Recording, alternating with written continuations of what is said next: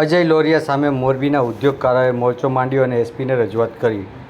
મોરબીમાં છેલ્લા ઘણા સમયથી ચર્ચામાં રહેલા અજય લોરિયા સામે હવે સ્થાનિક ઉદ્યોગપતિ અને અગ્રણીઓએ ખુલ્લેઆમ મેદાને ઉતરીને વિરોધ નોંધાવ્યો છે।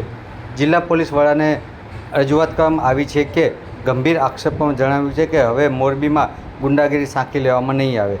રજૂઆત દરમિયાન અગ્રણી રાજુભાઈ પટેલે રોષ ઠાલવતા એક સૂચન નિવેદન આપ્યું કે તેમણે જણાવ્યું કે અમે જ આ બાવળને આંબો માનીને પાણી પાઈ મોટો કર્યો છે, પણ હવે જ્યારે તેને ત્રાસ વધી ગયો છે ત્યારે આ બાવળને મૂળમાંથી ઉખાડી ફેંકવાનો સમય આવી ગયો છે। ઉદ્યોગપતિ અને સામાજિક કાર્યકરો દ્વારા કરવામાં આવેલી આ રજૂઆત અજય લોરિયા સામે નીચે મુજબની ગંભીર આક્ષેપો કરવામાં આવ્યા હતા, જેમાં અજય લોરિયા હની ટ્રેપ જેવી પ્રવૃત્તિઓ 2 નંબરના ધંધાઓને સંડોવણી હોવાનો આક્ષેપ કરાયો હતો। સત્તા અને પ્રભુત્વનો દુરુપયોગ કરી ટોળકી બનાવી લોકોને ડરાવવા અને પૈસા પડાવવાના મનોજ પનાવે આકરા પ્રહાર કરતાં કહ્યું હતું કે આ સાધુ વેશમાં શેતાન છે જે દેશભક્તિના નામે દેશદ્રોહી જેવી પ્રવૃત્તિઓ કરી રહ્યા છે। મોરબીના ઉદ્યોગપતિએ આ મૌખિક રજૂઆત જ નહીં પરંતુ અજય લોરિયાની આખી ક્રાઇમ કુંડળી તૈયાર કરીને પોલીસ વડાને સોંપી હતી।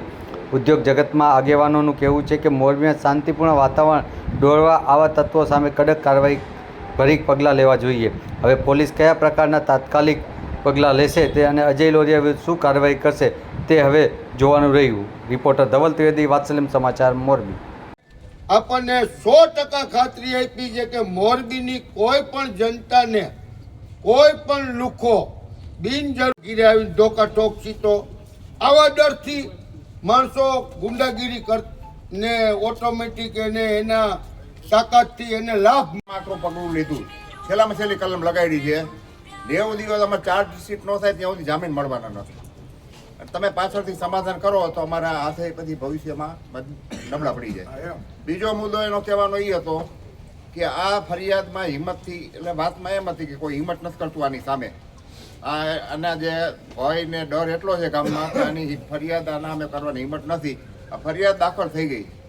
હવે આ ઉપસ્થિત જે હોય એને કે એની હાજરીમાં બીજા કોઈ હોય ને પીડિત હોય બીજા તો કરવાની છૂટ તો ફરિયાદ તમે તાત્કાલિક દાખલ કરાવી દો। મોરબી સિરામિક એસોસિએશન અને એની સાથે જોડાયેલા તમામ એસોસિએશનના પ્રમુખો અને વડીલો, મોરબી સિરામિક ઉદ્યોગકારો અને પાટીદાર સમાજ સહિત તમામ સમાજના આગેવાનો સાથે આજે એસપી સાહેબને રજૂઆત કરી છે।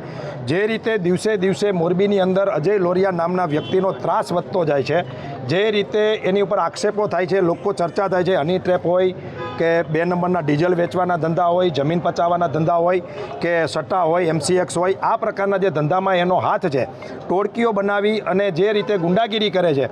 અને 2 દિવસ પહેલાં જે રીતે શેખરભાઈ નામના એક ઉદ્યોગપતિ, મેટ્રો ગ્રુપ બહુ મોટું મોરબીનું ગ્રુપ ગણાય, એમના શેખરભાઈ માલિક છે, એમની ઉપર હુમલો કર્યો। એમની સાથે જયેશભાઈ હતા, એમની ઉપર પણ જીવલેણ હુમલો કર્યો અને જે રીતે એને ષડયંત્ર કરી એમને ભારત ટ્રાન્સપોર્ટ નામના ડેલામાં બોલાવી અને હત્યા સુધીનો જે પ્રયત્ન કર્યો છે, એના વિરુદ્ધમાં આજે 2000 ઉદ્યોગપતિઓ, સિરામિકના કારખાનાના માલિકો અને એમના ટેકેદારો બધા અહીંયા આવ્યા છે। એસપી સાહેબને રજૂઆત કરી, ખૂબ સારી રજૂઆત થઈ છે અને કીધું છે કે અમે જ આ બાવળને આંબો જાણીને પાણી પાઈને મોટું કર્યું છે, પરંતુ હવે એને અહીંથી ઉખેડી ફેંકવાની ગુંડાગીરી એની નાબૂદ કરવાનો સમય આવ્યો છે। આ સાધુના વેશમાં એ શેતાન છે, રાષ્ટ્રભક્તિના નામમાં દેશદ્રોહી જેવી પ્રવૃત્તિઓ કરે છે।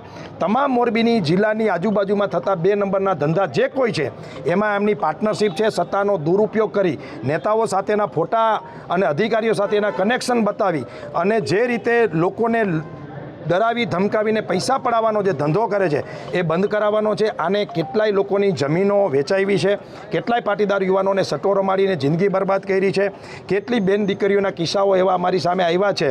આ બધા જ વિષયોમાં અજય લોરિયાનો બહુ મોટો હિસ્સો છે અને એમની જે કુંડળી છે ક્રાઇમની એ આજે એસપી સાહેબને આગેવાનો દ્વારા રજૂ કરવામાં આવી છે અને મીડિયાના માધ્યમથી પણ કહીએ છીએ કે અમને અધિકારીએ, એસપી સાહેબે ખૂબ સારી રીતે સાંભળ્યા છે અને શેખરભાઈને અને જયેશભાઈને ન્યાય મળશે, એમના પરિવારને ન્યાય મળશે એવી અમને ખાતરી આપી છે।